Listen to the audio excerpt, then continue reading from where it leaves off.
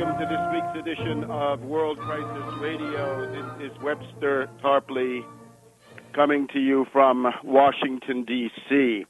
Let us begin with the obvious topic A, the massive escalation by Obama signaled in the West Point exercise in demagogy this week, a speech that will rank with those of Dr. Goebbels in the annals of deception, double talk, and duplicity as a mask for aggression. Before we get into the astounding reality underlying this demagogic performance, let's remember the active side is what we need. Get active or get radioactive, and that applies with a vengeance today. There's an emergency anti-war demonstration at Lafayette Park across from the White House on Saturday, December 12th, 2009, from 11 o'clock in the morning to 4 o'clock in the afternoon. Saturday, December 12th, 12-12 day, 11 o'clock in the morning, and it will go on through the afternoon. Two former presidential candidates, Senator Mike Gravel, Democrat from Alaska, will be there. Cynthia McKinney, Green Party candidate for president, will be there. Various anti-war organizations, Deborah Sweet of the World Can't Wait, one of the groups that distinguished itself for its refusal to be duped and hoodwinked by the demagogue and aggressor and Wall Street puppet Obama. We've also got some other organizations represented, the Answer Coalition, for example, who are also mounting the larger anti-war demonstration in March in the springtime. But the reality is now. So if you're anywhere near Washington, D.C., and that is a range of a couple of 100 miles, I would think, given this emergency. This is an emergency regroupment of an anti-war movement which has been, frankly, moribund. It's been AWOL for the past 24 months in terms of serious mass action. Now, this may not be a mass action in itself, but the idea is to promote the regroupment of the anti-war movement to the point where regroupment and a new mobilization is possible. And it's going to be a matter also of separating out the Democratic Party shills, the Obama shills in the peace movement, the foundation-funded fakers who are going to find ways not so much to support Obama, but to sabotage effective action. People who say, oh, let's have a demonstration on Tuesday because it's an anniversary, rather than on Saturday when people might actually show up. That is a form of thinly veiled sabotage. That is an attempt to protect Obama's anti-war flank, his left flank, from the criticism that he would normally deserve. And you notice various writers from The Nation. Remember Katrina vanden Heuvel's father, of course, the secretary to Wild Bill Donovan of the CIA. Need I say more? The writers from The Nation are out there saying it's perfectly possible to do an exercise in doublethink and support Obama to the hilt while opposing his unfortunate mistake in Afghanistan. Well, it's much more than that. So there's got to be a regroupment. There's got to be a separation of the wheat from the chaff. And people who are serious, organizations that are serious, will probably show up at this demonstration. The ones who are not serious will find a way to avoid this.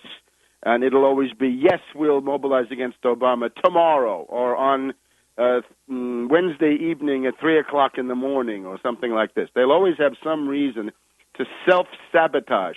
I would also warn against the growing tendency towards civil disobedience, right? People who get petty bourgeois dilettantes, quite frankly, who are saying, well, I've tried demonstrating for 3 or 4 years now under Bush, and that didn't get anywhere, so I'm going to escalate the tactics. Yeah, right. Escalate the tactics based on a narrower and narrower base of support. That leads to despair, and, well, we've seen this film before. It was called The Weathermen. Remember them? A lot of government agents in there, right? Bernadine, Dorn, and Bill Ayers were in there, Obama's friends. So that method of radical tactics on a smaller and smaller base of popular support is simply political suicide, and that's a way to sabotage an effective opposition. What you've got to have is mass-based, nonviolent protest. The civil disobedience character should go and do their thing another day in another place. Most people cannot and will not get involved in that stuff. It is a form of sabotage, quite frankly, to tell people, yeah, you should show up and you'll be risking arrest. They won't come. That's a wonderful way to defend Obama's anti-war flank. Now, let's get into the heart of the matter, which is this December 1st speech by Obama at West Point. Some general issues to be dealt with. This is a whole new war, a brand new war. This is not the Bush-Cheney Afghanistan war. That was a very limited exercise. It was practically pro forma, the necessary attempt for political reasons to seem to be going to this never land of the Hindu Kush where where Osama bin Laden was thought to be lurking, right? An exercise in certainly aggression, but also strong elements of public relations. This is a new war, a brand new war, a much wider war. The headline for this speech is, Obama declares war on Pakistan. Yes, Obama declares war on Pakistan. Pakistan is the target. Afghanistan is simply a staging area. Afghanistan is a little bit like Kuwait, right? If you look at the role of Kuwait in the war in Iraq, Kuwait was the place where you could land your supplies and get everything together, have your air bases, and then you're going to go into Iraq and start fighting and killing. And that is the hidden meaning of all of this absurd dance, this incoherent pastiche of lies that Obama put forward in his December 1st speech at West Point. It is simply to use the situation in Afghanistan as a pretext and a springboard for unleashing a total civil war inside Pakistan and the breakup of Pakistan. We have many learned pundits telling us that there's a civil war in Afghanistan which has been going on for 30 years, and the U.S. is intervening on one side. That's much too narrow. The goal of this is to export that Afghan civil war, to continue to export it, to massively export it. Some export has already been done.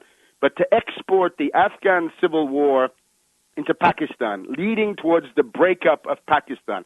The goal ultimately has very little to do with Afghanistan. Afghanistan looks like it's also a candidate to be broken up. Why not? It has to be, given the dynamics of these ethnic groups in the region.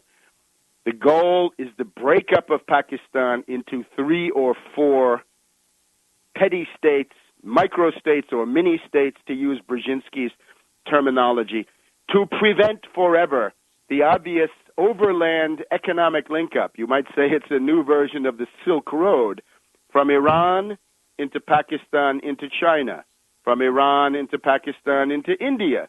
This would create essentially a Eurasian development block, right? Those pipelines, those railroads, that oil, that natural gas, and the commerce and the commercial relations and trade relations that would follow those pipelines would essentially put an end to the Anglo-American great game, which has been going on there for more than 150 years.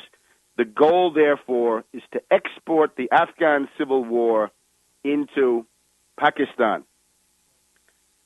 Now, why not simply attack Pakistan directly? Why go through this absurd exercise, as many commentators have noted? What is this, as even Chris Matthews, Tweety, he's got nothing crawling up his leg anymore. He says this is a Rube Goldberg arrangement. Yes, it's a Rube Goldberg arrangement because what you're trying to do is to attack Pakistan going through Afghanistan. It's an oblique war, la guerre oblique, being waged through Afghanistan and into Pakistan, and we'll go into detail about that in just a minute.